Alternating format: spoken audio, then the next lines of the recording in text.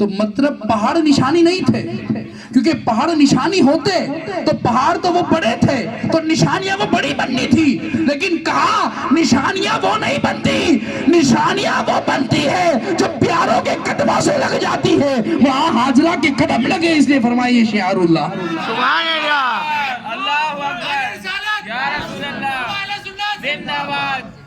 تو آپ کو یہ بات سمجھ آئی کہ جو چیز اللہ کے نبیوں سے نسبت کر جائے تو وہ بڑی کمال والی ہو جاتی ہے۔ تو آج جو منہ مبارک ہے، یہ منہ مبارک کوئی عام چیز نہیں ہے، یہ منہ مبارک حضور کے جسم کا حصہ ہے اور اس کو حضور نے خود تقسیم کیا ہے۔ اگر تحقیق کی دنیا میں کبھی کسی کو پڑھنے کا شوق ہو تو وہ بخاری شریف کو کتاب الحج کو کھول کر دیکھے۔ بخاری شریف کتاب الحج کے اندر واضح حدیث موجود ہے کہ کیا ہوا کہ جب میرے آقا نے حج ادا فرما لیا، حج ادا کرنے کے بعد بالوں کی تقصیر فرمائی، تو جب زلف مبارکہ کو ترشوایا، طلحہ بن عبید اللہ نے ہاتھوں کو آگے کر دیا، آتے کرنے کے بعد حضور نے سیدھی طرف کی جب زلفوں کو ترشوایا تو وہ اس طرف آ گئے، پھر بائیں طرف آئے تو اس طرف کے ہاتھ میں آ گئے۔ طلحہ بن عبید اللہ نے ہاتھ میں لے لیے، پھر حضور کی زبان اقدس سے لفظ کیا نکلا؟ کتاب الحج بخاری کے اندر موجود ہے۔ حضور نے فرمایا اقسمہ بین الناس، طلحہ ان کو لوگوں کے درمیان تقسیم فرما دو۔ کیا کہا؟ طلحہ ان کو لوگوں کے درمیان تقسیم۔ میرے آقا نے خود چاہا کہ یہ تقسیم ہو جائے۔ اگر آج کسی کو وزیر اعظم کو اپائنٹمنٹ لیٹر دے دے تو وہ صدیاں سنبھال کے رکھتا ہے، کیونکہ وزیر اعظم نے دیا ہے، بہت سارے کام بننے ہیں اس سے۔ تو یہ تو دنیا نہیں، آخرت کا اپائنٹمنٹ لیٹر تھا، صحابہ کو معلوم تھا، تو وہ صحابہ حضور کے بال مبارک کا کیسا اہتمام فرمائیں گے؟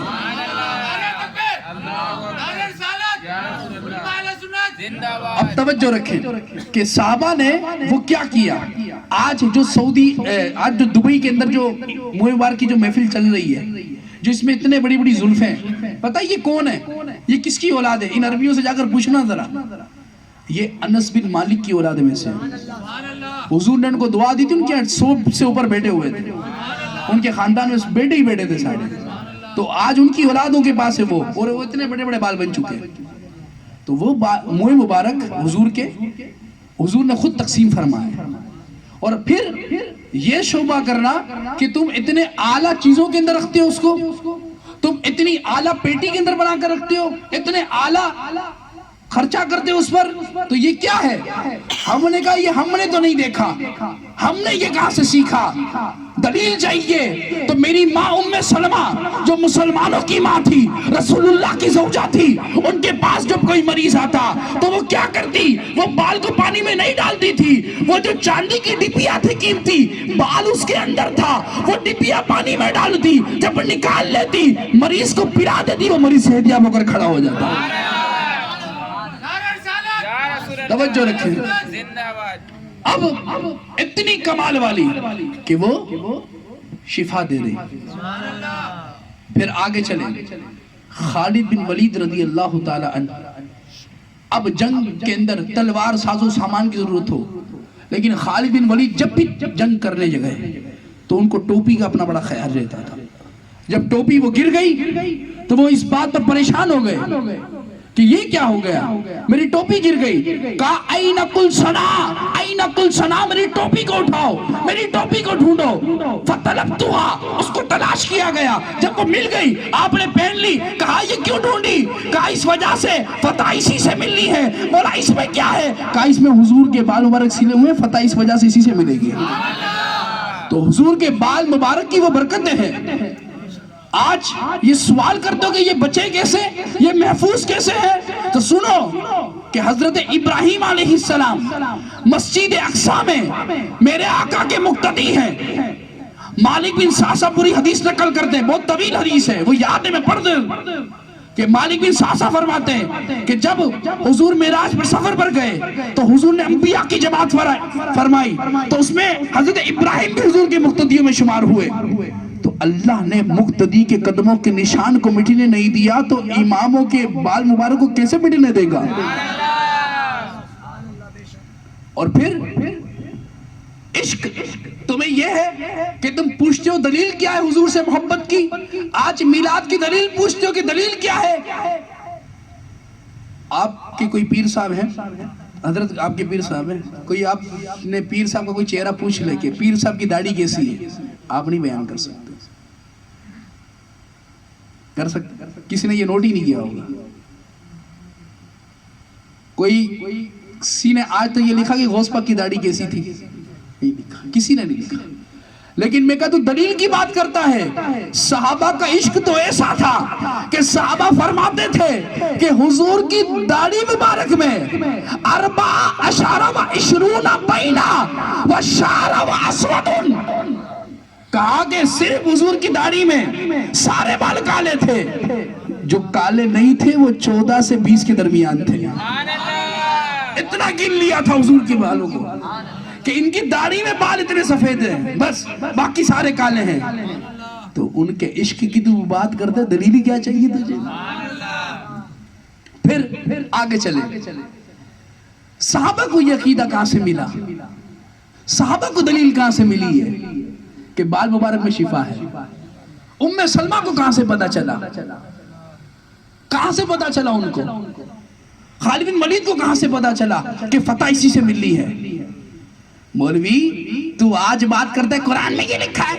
تو نے شان نزول نہیں پڑھا قرآن کا، تو نے تو شان نزول پڑھ کے آیت کو سمجھا ہے، تو نے مفسرین کو پڑھ کے آیت کو سمجھا ہے.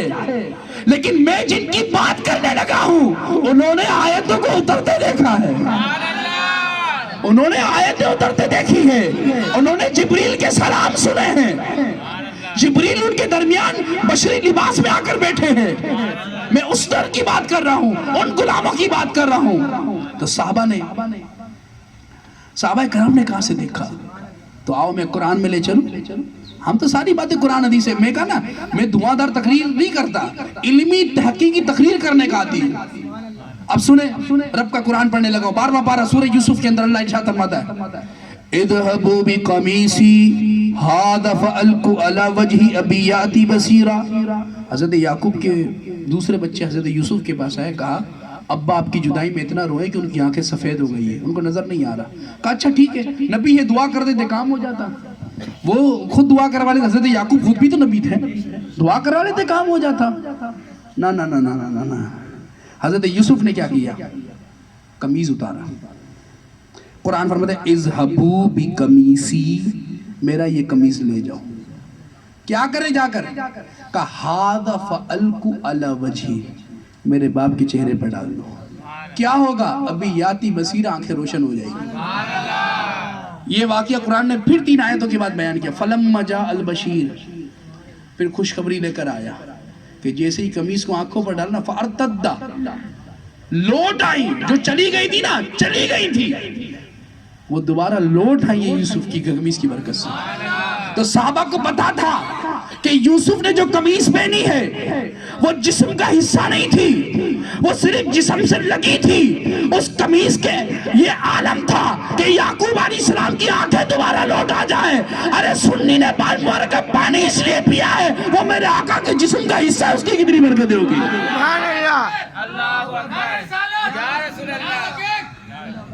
ہاں جی، ہم سے کہتے دلیل کیا ہے؟ کہا مدینے میں کرونا آ جائے گا، اس لیے ہم نے فاصلہ رکھا ہے. میں نے کہا مدینے میں کرونا آ جائے گا، یہ تو وہ مدینہ یا دجال بھی نہیں آ سکتا، کرونا تبھی بھی چھوٹا ہے. ہاں یہاں تو دجال سب سے بڑا فتنہ، وہ مدینے میں داخل نہیں، احد کے پاس وہ روک دیں گے فرشتے اس کو. تو کہتا ہے مدینے میں کرونا آئے گا؟ کوئی بتا دے مدینے میں ایک کیس بھی آیا ہو. مدینہ تو پھر مدینہ ہے، یہاں تو خاک بھی تو خاک شفا ہے. کہا ہم تو نبی کو اس لیے کہتے ہیں بشر ہے، ہم نے تو بکریوں کے پیچھے چلتے دیکھا حلیمہ کی، اس لیے کہتے ہیں. میں نے کہا بس اتنا ہی دیکھا ہے؟ میں نے کہا ہم نے تو مسجد اقصی میں نبیوں کے آگے کھڑا دیکھا ہے. کہا ہم نے تو اس لیے بشر کہا، مکے کی گلیوں میں پھر رہے تھے اس لیے بشر کہا، کبھی مدینے مکے کی گلیوں میں طائف میں گئے، کبھی اس لیے ہم بشر کہہ رہے ہیں، طواف کرے اس لیے ہم بشر کہہ رہے ہیں، ہم نے تو خود دیکھا ہے. ہم نے کہا بس یہی دیکھا ہے. میں نے کہا یہ نہیں دیکھا معراج پر گئے؟ کہا کہا ہم نے تو اس لیے بشر کا حضور پر جادو اثر ہوا، معوذتین نازل ہوئی۔ میں نے کہا اچھا نہ ہوا، ورنہ علاج کہاں سے ملتا، علاج کہاں سے ملتا امت کو؟ کہا خون بھی نکلا تھا طائف میں۔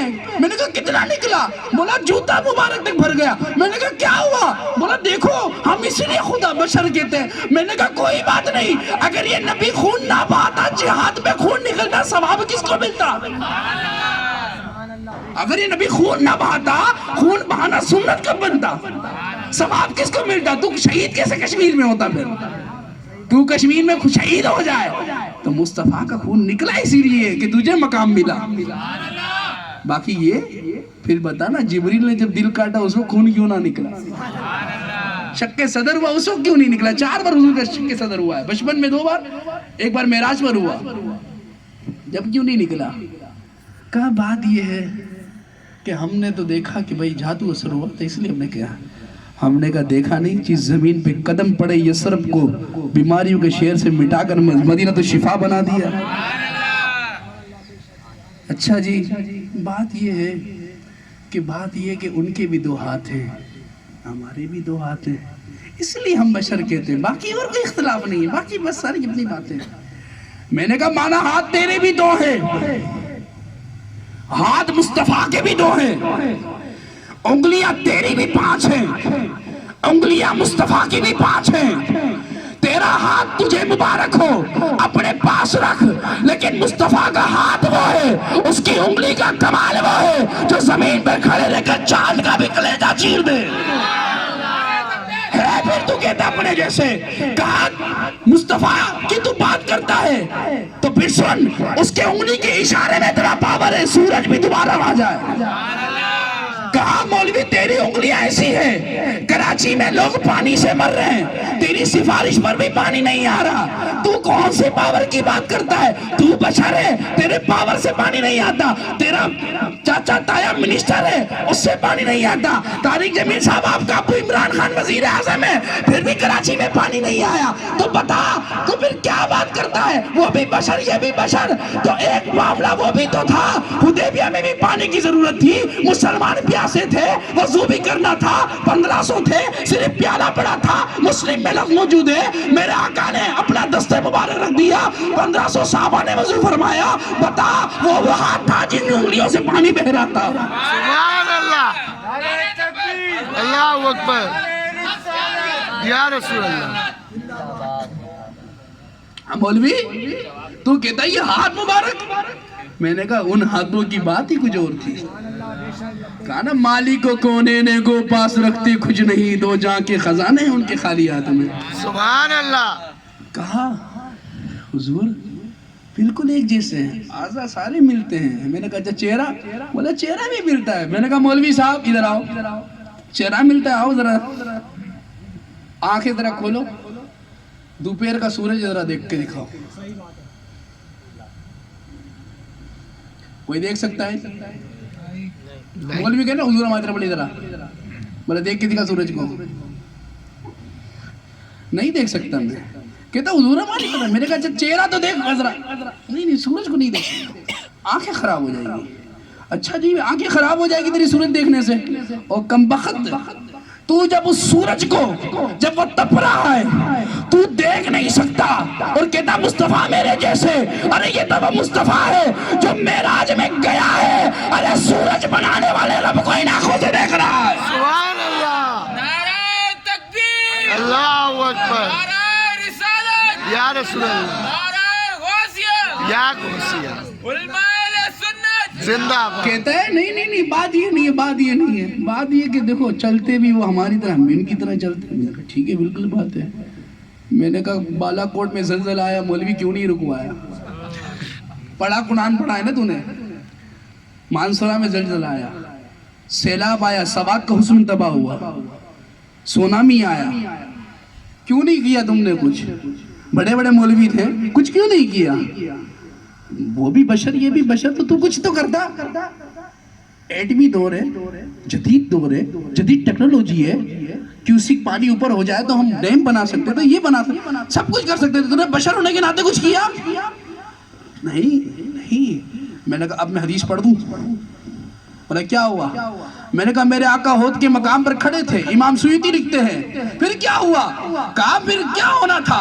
میرے آقا کھڑے ہیں ہود کے پہاڑ پر، پہاڑ ہلنے لگا، ہم تو کہتے ہیں محبت میں جھومنے لگا، میرے آقا نے ٹھوکر مار کر کہا اسکت یا ہودو، تو جانتا نہیں نبی صدیق شہیدانی، تجھ پر ایک نبی ایک صدیق دو شہید کھڑے ہیں، تو جانتا نہیں؟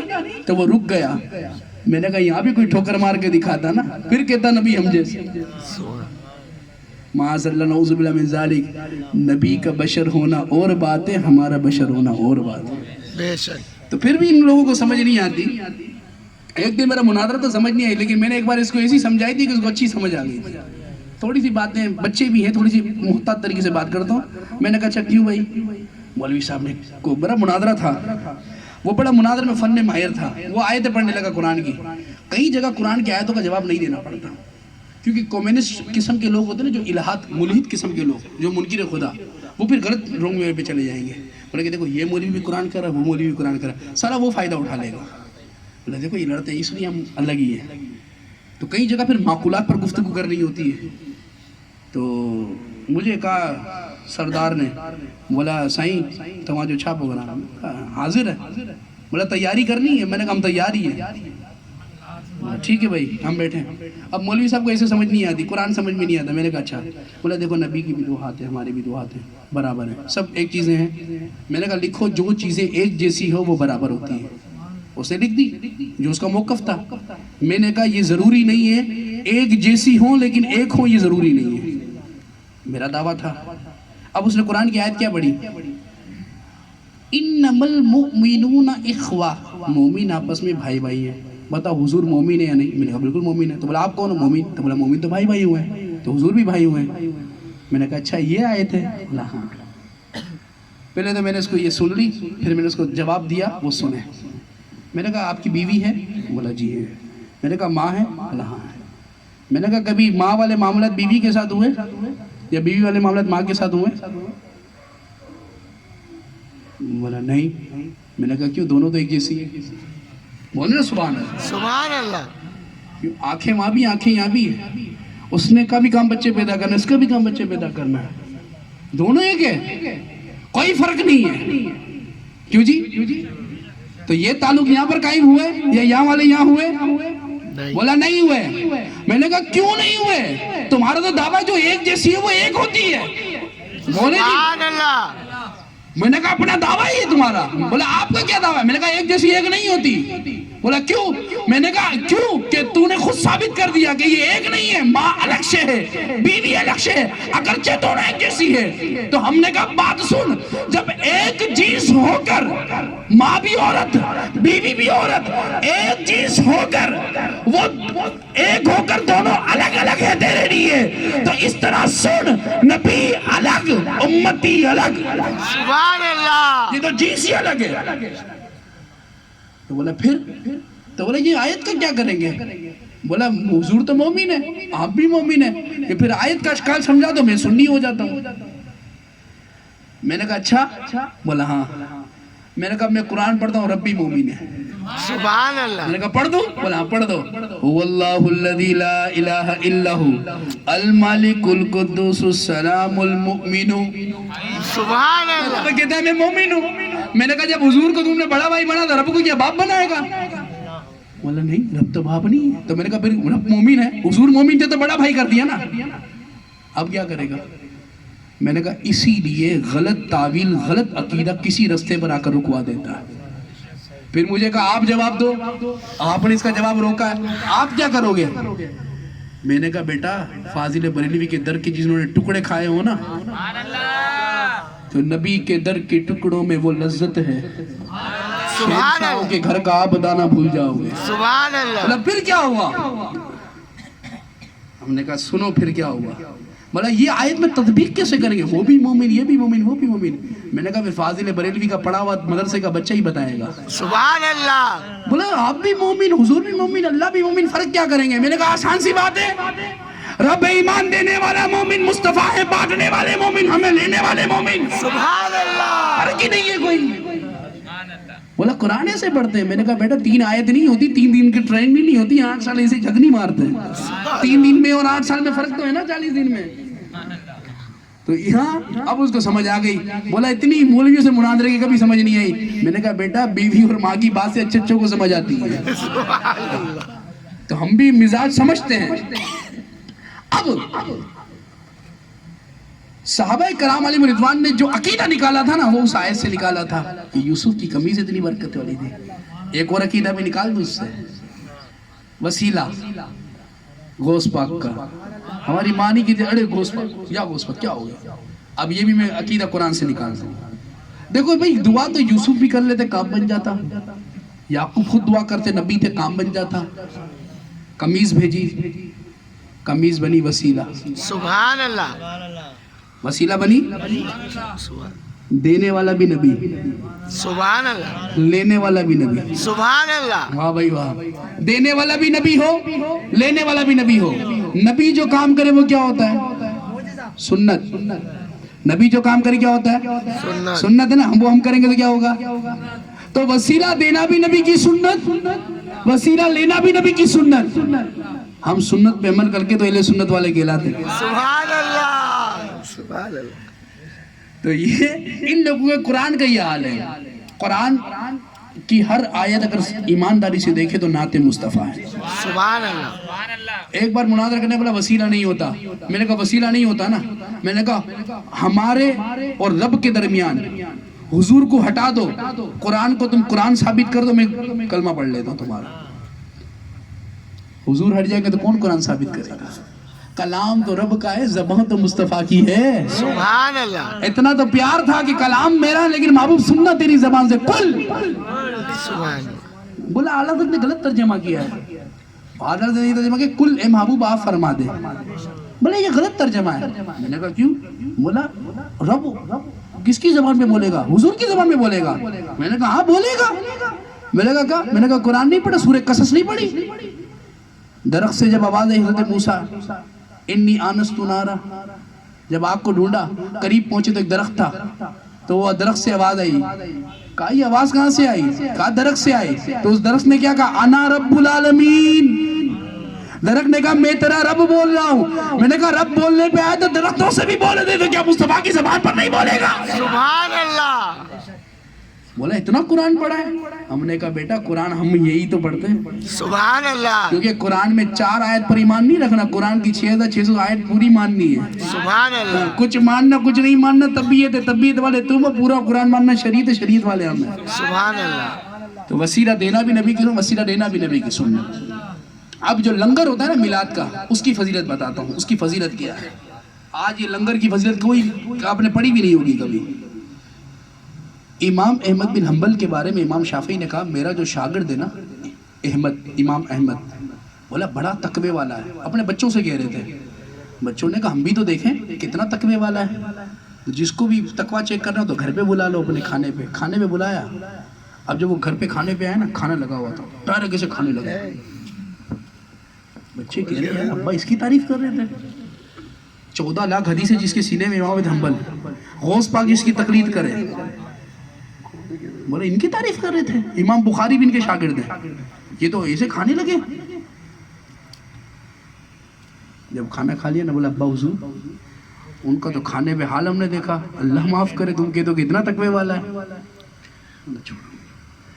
اب انہوں نے کہا, امام شافعی نے اپنے شاگرد سے کہا, امام حنبل سے کہا, بولا بچوں کے سامنے آپ نے کیا کیا؟ میں نے تو کہا تھا آپ بڑے تقوی والے ہو, اور بچوں کے سامنے آپ نے یہ کیا. کہا استاد جی بات یہ نہیں تھی, میں 100 مسائل میں الجھا ہوا تھا, تحقیقی 100 مسائل میں الجھا ہوا تھا. جب میں آپ کے گھر پر آیا نا, یہ جو دسترخوان دیکھا نا, مجھے منا و سلوہ نظر آیا. بولا پھر میں کھانے لگ گیا. وہ جب کھانے لگ گیا نا, بولا جب جیسے ہی استاد جی آپ کے در کا لنگر کھایا نا, وہ جو 100 مسائل تھے اس کے جواب میرے ذہن میں حل ہو گئے. سبحان اللہ. تو یہ لنگر یہ ہوتا ہے. تو یہ لنگر کی بات ہے. تو یہ لنگر تو ایسا ہے نا جہاز کو بھی روک دے. وہ نزدیک کہتے ہم کھاتے ضرور ہے لیکن اللہ کے نام کا کھاتے ہیں. میں نے کہا تیری اوقات نہیں ہے, یہ لنگر نے جہاز کو بھی روکا ہے تو بھی رکے گا. جہاز سے زیادہ وزن تیرا نہیں ہے. تو بے شمار ہے میلاد کی محفل ہے تو بالکل میلاد کی محفل سجائیں. رب نے سجائی ہے میلاد کی محفل. وَإِذَا أَخَذْنَا مِيثَاقَ النَّبِيِّينَ رب نے سارے نبیوں سے عہد لیا. یہ محفل ہی تو تھی, سب نبیوں سے عہد لیا. کیا عہد لیا؟ کہ تمہارے بعد میرا ایک رسول آئے گا جو تمہاری کتابوں کی تصدیق کرے گا. اگر تمہارے دور میں آ جائے تو لَتُؤْمِنُنَّ ضرور تم اس پر ایمان لانا. لام بھی تاکید, نون ثقیلہ بھی تاکید, عربی میں دونوں تاکید ایک جگہ جمع. کہا ضرور ان پر ایمان لانا. پھر آگے کہا لَتَنْصُرُنَّ اس پر ضرور اس کی مدد بھی کرنا. پھر کہا عہد لے لیا تم نے, یہ بہت بھاری عہد ہے, کوئی پھرنا نہیں. بولا ایک دوسرے پر گواہ بن جاؤ, ایک دوسرے پر گواہ بن جاؤ. اور یہ رب بھی تم گواہوں میں سے ہے. کائنات کے عظیم محفل تو رب نے سجائی. تو حضور کے میلاد بالکل منائیں گے اور مناتے رہیں گے. حضور نے خود میلاد منایا اپنا. بولا کہاں منایا؟ میں نے کہا حضور نے روزہ رکھ کر نہیں منایا. تو بولا روزہ رکھ کر منایا نا, آپ اس طرح کیوں مناتے ہو؟ میں نے کہا جا. میں نے کہا حضور نے چٹائی والی مسجد میں نماز پڑھی تھی, آج تم ماربل میں کیوں پڑھ رہا ہے؟ مطلب وہ دور الگ تھا, یہ دور الگ ہے. میں نے کہا ٹھیک ہے, آج کل رسول روزہ رکھ کر بھی مناتے. صحابہ نے اپنے اپنے انداز میں بنایا, اپنے اپنے ذوق میں بنایا جاتا ہے. تقویٰ اپنے دور کے حساب سے ہوتا ہے. اگر گوشت پاک والے دور کا تقویٰ لینے جائیں گے تو ہم کو کوئی مسلمان بھی نہیں سمجھے گا. ہے گوشت پاک کے دور والا تقویٰ ہے کسی کے پاس؟ ہمارے پاس ہے. اس دور کے اندر تقویٰ آپ بتا دو. غوث پاک والا کوئی تقویٰ لے کر آ جائے, خواجہ صاحب والا کوئی لے کر آ جائے, داتا صاحب والا کوئی تقویٰ عمل کر لے, نہیں کر سکتا کوئی. تو تقویٰ دور کے حساب سے ہوتا ہے. اب تو اپنی پاکستان آرمی کو بولو نا بھائی اتنا بجٹ نہیں کھائے, یہ میزائل چھوڑ دے تلواریں لے کر نکلے. لیکن دور کا تقاضا یہ نہیں ہے.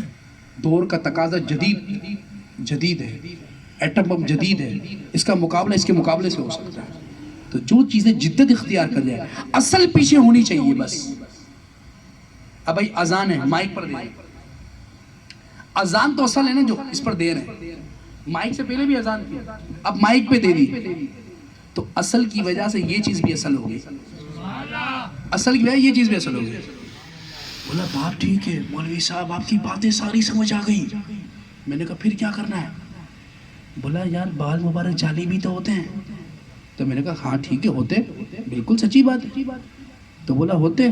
بولا ہاں. بولا اس کا کیا کریں گے ہم؟ میں نے کہا بیٹا جعلی چیز اسی کی بنتی جس کی اصل بھی ہوتی ہے. سبحان اللہ. بولا ہاں یہ بات تو ہے. میں نے کہا اگر NIC پاکستان میں آج کل ایسے فنٹر ہیں کہ بالکل سیم بن جاتا ہے. میں نے کہا بڑے بڑے ڈرائیونگ لائسنس کوئی دیکھ لو سارے چکرا جاتے ہیں. میں نے کہا ڈرائیونگ لائسنس کو کوئی پہچان سکتا ہے کوئی؟ لیکن قانون کے تحت اس کو اصلی جب سمجھ میں آ رہا ہے تو وہ اس کو مانے گا. تو میں نے کہا تو جعلی اصلی کی چھوڑ, سب کا ادب کر. کیا پتا اس کو تو جعلی سمجھ رہا وہ اصلی ہو. سب کا کر, تجھے تو ثواب ملے. بولا یار بات تو آپ کی ٹھیک ہے. میں نے کہا پھر عقیدہ بدل دے اور پھر سنی ہو جا. اس کے علاوہ کوئی حل ہی نہیں بچتا.